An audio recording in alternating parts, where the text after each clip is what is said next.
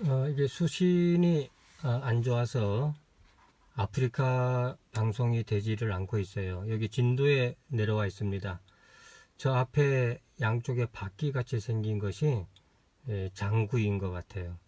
진도는 또 두 가지가 유명하죠. 진도 아리랑이 유명하고요. 그리고 진도 개가 있습니다. 다 우리 고유의 그 한국의 참 애완견, 그리고 한국의 문화, 이렇게 이 진도에 남아 있습니다. 그래서 이 진도 이 앞에 남쪽 바다에 오게 되면은 여기 진도 아리랑 문화 그 관도 있고 체험관도 있고, 저 앞에 장구처럼 생긴 것은 아리랑 체험관입니다. 아직 들어가 보지는 못했는데요. 여기서 방송을 하게 됐고요. 아프리카 TV가 안 되니까요. 유튜브 핸드폰으로 녹음을 해서 또 유튜브에 올릴 수 있도록 그렇게 하겠습니다. 자, 오늘 말씀은 요한복음 11장 1절에서 16절 말씀입니다. 어떤 병자가 있으니 이는 마리아와 그 자매 마르다의 마을 베다니에 사는 나사로라. 이제 베다니라고 하는 것이 어디냐면은 예루살렘 부근에 있는 그 가까운 곳에 있는 촌락이었어요. 촌락입니다. 여리고에서 사마리아 사람이 도둑 맞은 사람을 이렇게 구해준 선한 이웃에 대한 이야기가 나오는데요. 이 여리고에서 예루살렘으로 올라가는 길은 참 험한 산길입니다.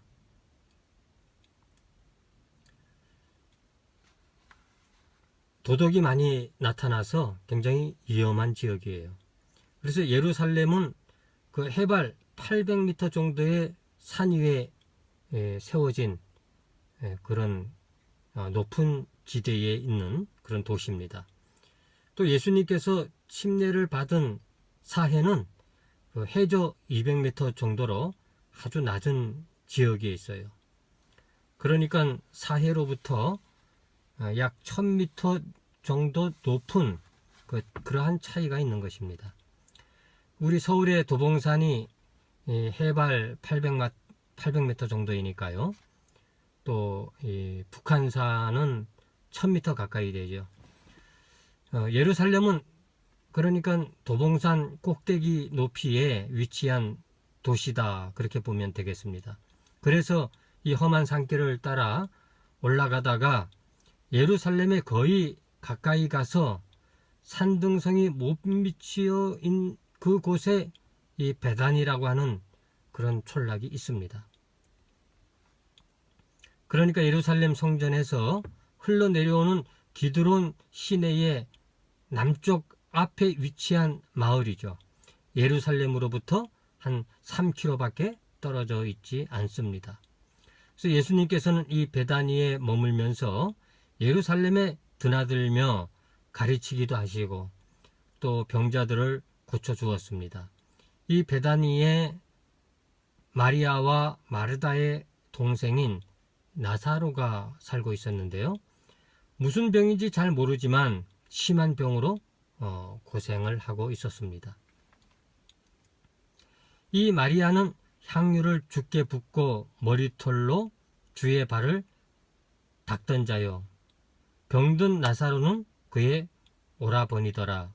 이에 그 누이들이 예수께 사람을 보내어 이르되, 이제 예수의 발에 향유를 바르고 또 머리카락으로 닦은 이런 이야기가 12장에 가면은 상세히 나옵니다. 그래서 나사로는 바로 그 여자의 오빠로서 예수님께서 요단강 사해가 그렇게 만나는 지역에 계실 때에 마리아 자매가 사람을 보내어 자신들이 오빠가 심하게 앓고 있음을 그렇게 전하게 됩니다. 주여 보시옵소서, 사랑하시는 자가 병들었나이다 하니, 나사로는 예수님께서 사랑하는 사람이었습니다. 예수께서 들으시고 이르시되 이 병은 죽을 병이 아니라. 여기에 나오는 죽음에 이르는 병, 이 죽을 병이 아니라, 이 키에르케고르의 책 제목을 보면은 죽음에 이르는 병이라고 하는 책이 있습니다. 이 책의 서문에 이 요한복음은 11장의 이야기가 상세하게 나와 있습니다. 그러니까 이 죽음에 이르는 병이라는 말이 키에르케고르의 마음을 열어서 책을 쓰게 하는 동기가 되었습니다.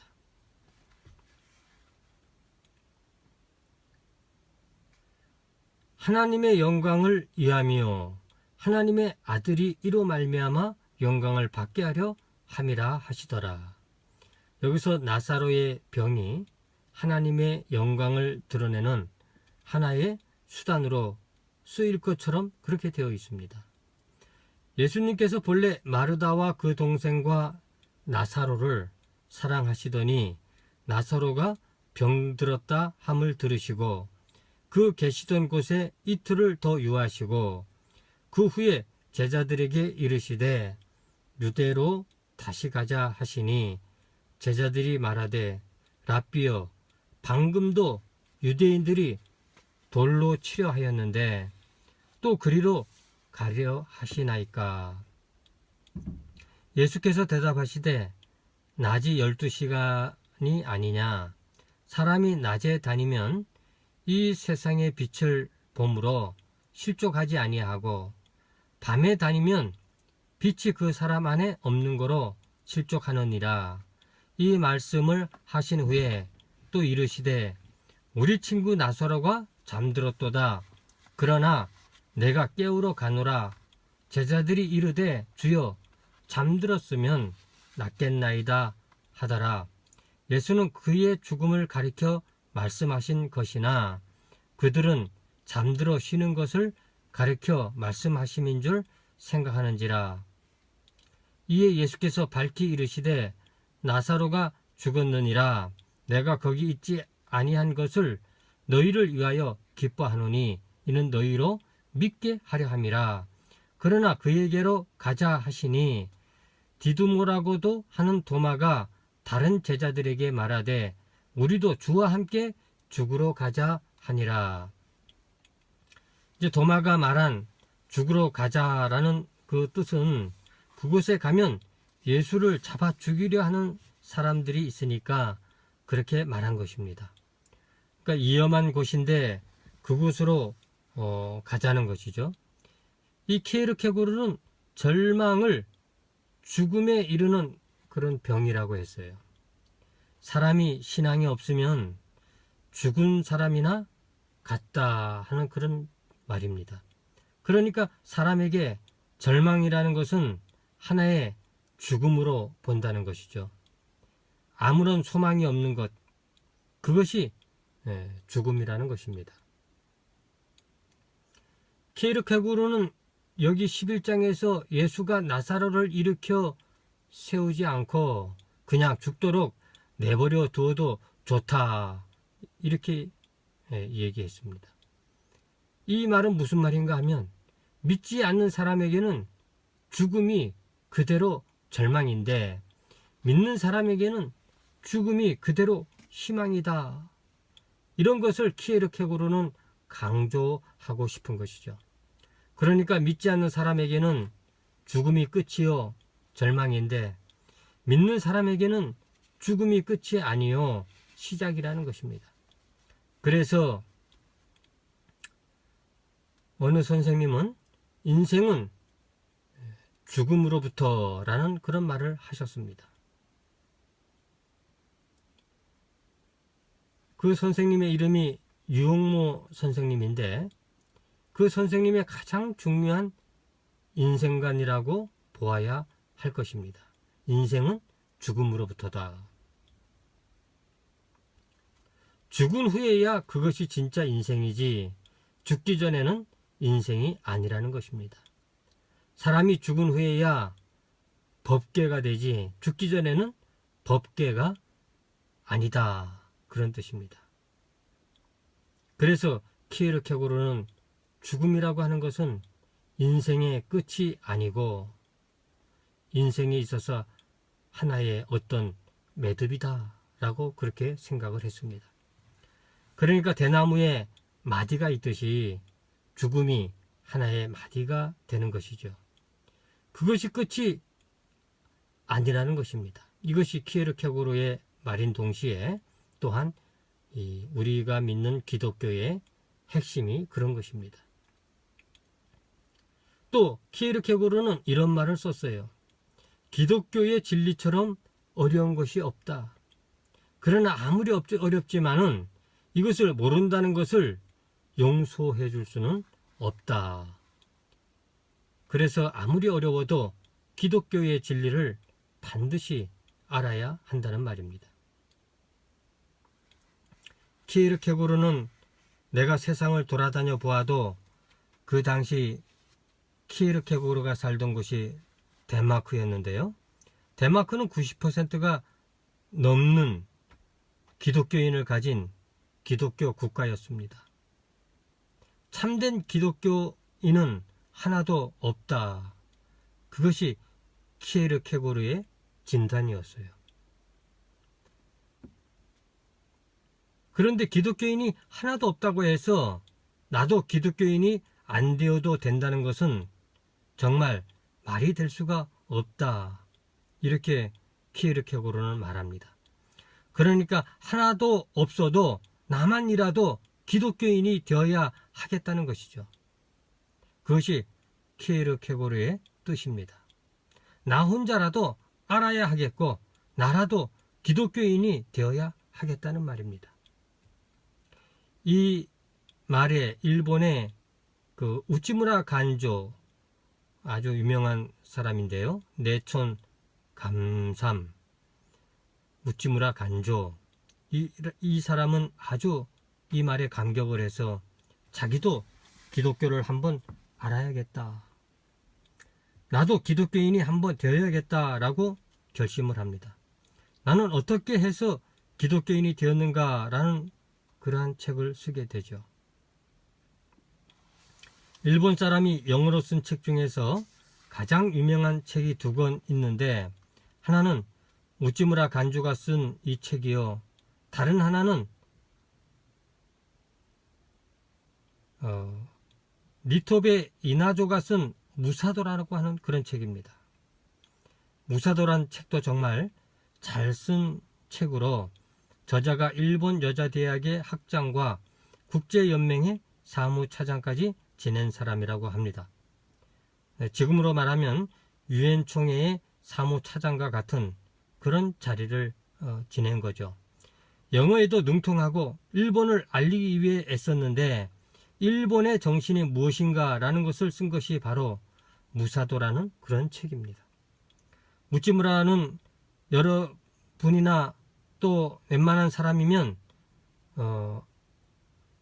아는 사람도 있고 또 대부분 모르는 사람도 많이 있죠. 무교회주의를 내세운 사람입니다. 저는 1인 1교회라고 했습니다마는 교회가 없다. 눈에 보이는 교회는 없고 사람 한 사람 한 사람 우리들이 교회다. 그리스도는 우리 예수님은 교회의 머리이시다. 이렇게 생각을 한 거죠. 이 키에르케고르의 글을 읽고서 이 우찌무라 간조는 자기도 한번 기독교인이 되어야겠다 하여서 이 책을 쓰게 됩니다. 그러니까 기독교의 핵심이 한마디로 하면 이 죽음이라고 하는 이 것이 없다라고 하는 것인데요. 죽음이라는 것이 없다. 이것이 기독교의 핵심 아닙니까?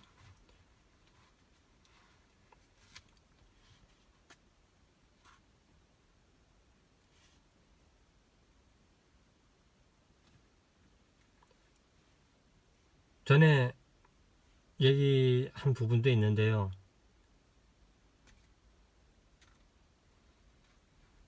해능과 신수는 보리수와 보리에 대하여서 논쟁을 한 게 있습니다.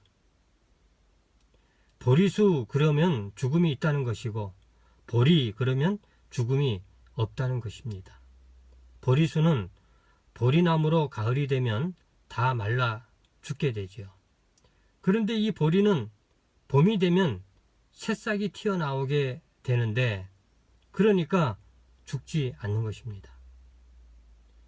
기독교에서 믿는 것이 이 죽지 않는 보리를 믿는 것이죠.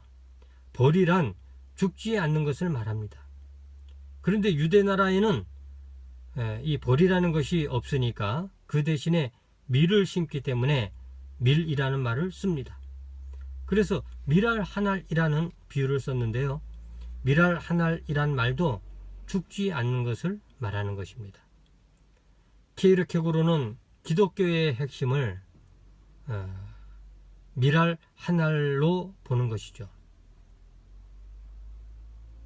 요한복음 12장에 가면은 밀알 한알이 땅에 떨어져 죽지 않으면 그대로 나무나 죽으면 많은 열매를 맺는다 라는 말이 또 나오게 됩니다. 죽지 않으면이 아니라 죽음이 없다는 것이 기독교의 핵심인 것입니다.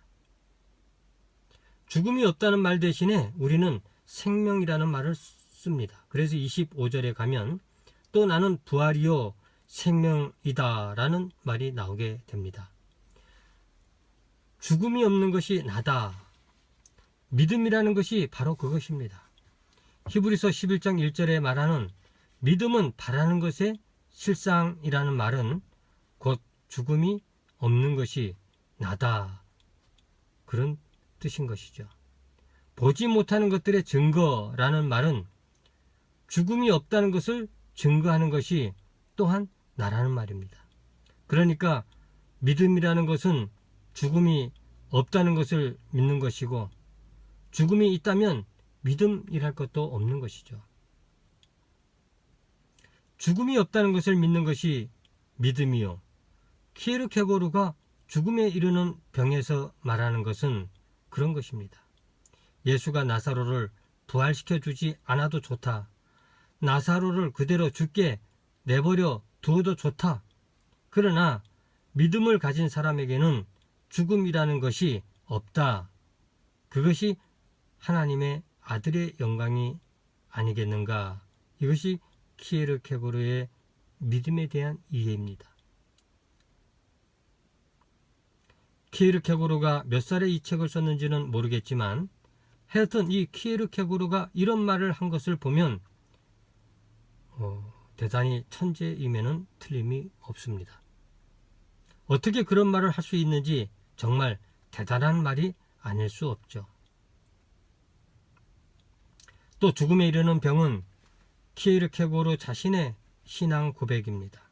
그래서 신앙이라는 것, 죽음이 없다는 것을 믿는 것, 그것이 신앙이다 라고 한 것입니다. 키에르케고르는 이 책의 서론에서 죽음이 없는 존재를 단독자라는 말로 표현을 했습니다. 그러나 나중에 가면 이 말을 실존이라는 말로 바꾸게 됩니다. 실존이라는 말은 열매로서의 존재라는 뜻이죠. 아까 말한 돌이나 밀이라는 말이 실존이라는 뜻입니다. 실존이란 죽지 않는 존재. 그런데 그 서론에 보면 단독자란 말을 쓰고 이 단독자는 하나님 앞에 섰다라고 했는데 나중에는 실존이라는 말을 써서 실존은 하나님 앞에 섰다라고 그렇게 하였습니다. 그런데 이 책의 1장에 들어가면 맨 처음에 인생이라는 것은 무엇인가 라고 질문하고 인생이라는 것은 나다 라고 대답합니다. 인생이 누구인가? 바로 나이다. 인생이라고 해서 밖에 나가서 자꾸 찾아보지 말고 나를 찾아보아야 합니다.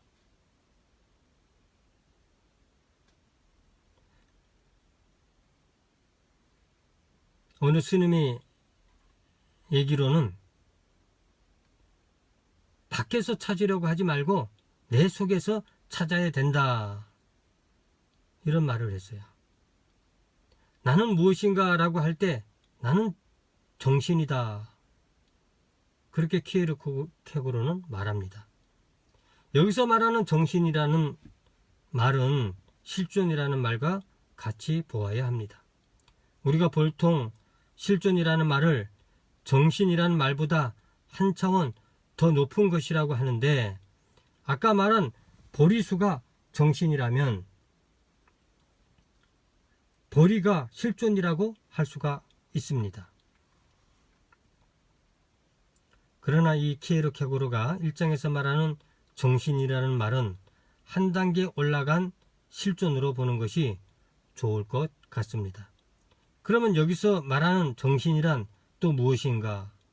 정신이란 나 자신이다 라고 하고, 나 자신이란 나 자신의 관계하는 관계라고 하는 유명한 말을 하게 됩니다. 키에르케고르는 이것을 길게 설명했지만 결국 나 자신의 관계하는 관계, 그런 말인 것이죠. 그러면 나 자신은 무엇인가? 나 자신은 우리 기독교로 말하면 하나님이라고 할 수 있는 것이죠. 그러니까 하나님에게 관계하는 것, 그것이 믿음입니다. 다시 말해서 아까 말했던 바라는 것의 실상이다. 그리고 이 관계를 제대로 가지기 위해서는 또 하나의 관계를 가져야 합니다. 그래서 관계의 관계라는 말을 하게 되는 것이죠. 하나님하고의 관계를 제대로 가지기 위해서는 그저 가만히 있어서는 안 되고, 그 관계를 유지하기 위한 최선의 노력을 다 해야 하는 것이죠. 예를 들어 관계라고 하는 것은 두 항목이 관계하는 것인데, 이 두 항목이라는 것은 영혼과 시간, 무한과 유한, 시간과 자연, 이렇게 두 항목이라는 것은 가만히 내버려 두면 제대로 통일이 되지 않습니다. 그러니까 이 둘이 제대로 통일이 되게끔 최대의 노력을 기울여야 하는 것이죠. 아까 말한 대로 우리가 모두가 다 4차원인데 우리도 모두 시간, 공간이 다 곱하여진 존재입니다. 가만히 내버려 두면 곱해지지 않습니다. 그러니까 죄인으로 그냥 남아있게 되는 것이죠. 그래서 곱해지기 위해서는 최선의 노력을 다해야 하는 것입니다. 그렇지 않고는 실존이 되지 않는다. 실존이 되는 것, 그것이 아까 말한 보지 못하는 것의 증거라는 말입니다. 보지 못하는 것의 증거를 가져야 바라는 것의 실상이 되지. 보지 못하는 것의 증거를 갖지 못하면 실상이 안 되는 것입니다. 이 히브리서 11장 1절의 번역도 여러 가지가 있는데, 어느 번역한 성경을 보면 영국에서 나온 성경에는 바라는 것의 실상의 실상을 서브스턴스라고 되어 있고, 보지 못하는 것의 증거의 증거를 리얼리티라고 이렇게 되어 있는데, 이것을 어떻게 번역해야 할까가 정말 문제입니다. 우리 성경에는 실상, 증거라고 번역을 했는데요, 요는 하나님하고 나하고의 관계가 제대로 되기 위해서는 또 하나의 관계가 필요하다는 말입니다. 또 하나의 관계라는 것이 사람하고의 관계입니다. 이것이 요한의 생각입니다. 그러니까 하나님하고의 관계가 제대로 되기 위해서는 사람하고의 관계가 바로 되어야 한다는 말이죠. 이 사람하고의 관계가 바로 안 되면 하나님하고 관계가 안 되고, 또 하나님하고의 관계가 안 되면 사람하고의 관계도 안 되는 것입니다. 하나는 서브스턴스고 하나는 리얼리티인데 이 둘이 서로 맞아 들어가야 하는 것이죠. 그렇게 되어야 무한과 유한, 영원과 시간, 또 시간과 자연이 맞아 들어가게 되는 것입니다. 무국이 태극이라는 말이 바로 이 둘이 맞아 들어갔다는 말입니다. 이것이 관계의 관계라는 말이죠. 관계는 그냥 내버려 두면 안 되니까 또 하나의 관계가 있어야 하는 것이죠. 그래야 제자리에 맞아 들어가게 되는 것입니다. 이번 시간에는 상당히 어려운 말들이 자꾸 하게 되었는데요. 결국 우리가 하나님하고의 관계를 가지는 것이 믿음인데 이 관계를 확실히 하기 위해서 또 하나의 관계를 가지는 것이죠. 하나님하고의 관계를 가지는 것이 믿음이고 그 관계를 세우기 위해 또 하나의 관계를 가진다는 말입니다. 또 하나의 관계란 사람과의 관계를 말하는 것입니다. 하나님하고의 관계만으로는 안 되고 사람하고의 관계를 가져서 하나님하고의 관계와 사람하고의 관계가 일치할 때 그것이 관계의 관계가 되는 것이죠. 그러니까 칸트 말로 말하면 하나님하고의 관계가 무엇인가 하면 그것이 순수 이성이고 사람하고의 관계가 무엇인가 하면 그것이 실천 이성이 되는 것입니다. 그러니까 법계라고 할 때 하나님하고의 관계 그것도 법이요 사람하고의 관계 그것도 법입니다. 그런데 하나님과의 관계를 말할 때는 우리가 성이라는 말을 쓰고 사람하고의 관계를 말할 때는 길도자 길이라는 말을 써서 성과 도라는 말로써 표현하기도 합니다. 이 성은 천명지위성의 성이고 도는 솔성주의도의 도로서 이 성이라는 관계와 도라는 관계가 합쳐져야 교라고 하는 수도지위교의 법계가 되는 것입니다.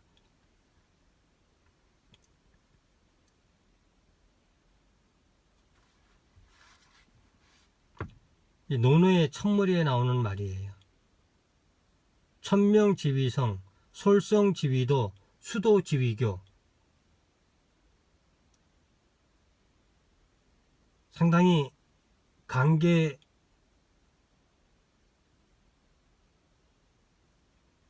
관련해서 말씀을 좀 더 드렸습니다. 관계의 관계. 쉬운 말들이 아니기 때문에 다음 시간에 좀 더 설명을 하기로 하겠고요. 결국 정신이라는 것이 무엇인가 하면 이 두 가지 관계를 제대로 가질 때에 정신이라는 것이 되고 다시 말해서 하나님하고의 관계와 사람하고의 관계를 제대로 가질 때 정신이 되는 것입니다. 그것이 무국이 태극이라는 말이고 자유와 필연, 무한과 유한, 영원과 시간, 시간과 자연이 맞아 들어간다는 그런 말이 되는 것입니다. 그것을 피에르 켜고르는 관계의 관계라는 말로 그렇게 쓴 것입니다. 이 두 관계의 뜻을 우리는 깊이 생각해 보아야 할 것입니다. 기도하겠습니다. 살아계신 아버지 하나님, 오늘 이 진도에 와서 이 아리랑 체험관 앞에서 또 예배를 드렸습니다. 또 이 말씀들이 또 유튜브에 올라가고 또 이런 말씀들이 함께 나누어지기를 바라겠습니다. 사랑하는 나사로를 참 살리러 가는 우리 예수님, 그냥 놔두어도 되는데 죽은 나사로를 살리시는 그런 관계를 가지셨습니다. 그러니까 우리가 주여 믿습니다 하면서도 세상 사람과의 관계가 잘못되어진다면 이것은 정말 언행 불이치요 믿음의 불이치가 아닐 수가 없습니다. 그러니까 우리가 하나님을 믿는다 하고서 형제를 사랑하지 못하면 그것은 하나님을 믿는 것이 아니게 된다는 그런 말씀입니다. 우리는 이 말씀을 통해서 하나님과의 그 믿음을 돈독히 하고 그 믿음에 힘입어서 사람과의 관계도 참 믿음의 관계, 사랑의 관계가 넘쳐나서 관계 위에 관계가 잘 되어질 수 있도록 인도하시고 축복해 주시고 함께하여 주옵소서. 오늘도 귀한 말씀 주신 것을 감사하고 예수님의 이름으로 기도하였습니다. 아멘. 오늘 이렇게 해서 예배를 마치도록 하겠습니다. 언젠가 정말 이 하나님의 말씀을 이 방송을 통해서 참 전하고 싶은 말씀들을 전하고 싶은 그런 마음들이 생기게 됩니다. 지금 참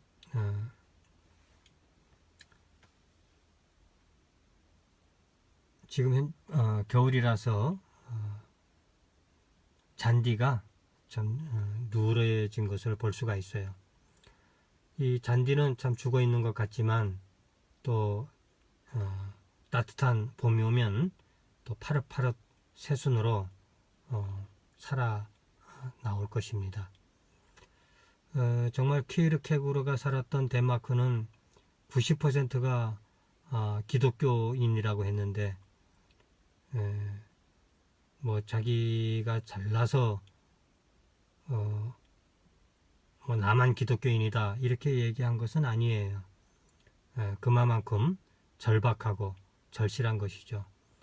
또 우찌무라 간조도 이런 영향을 받아서 나도 기독교인이 되어보자. 물론 예수님을 믿는 사람들이었지만 이 기독교가 무엇인가 더 알아야 되겠다고 하는 열망, 욕구 이런 것들이 있었던 것 같아요.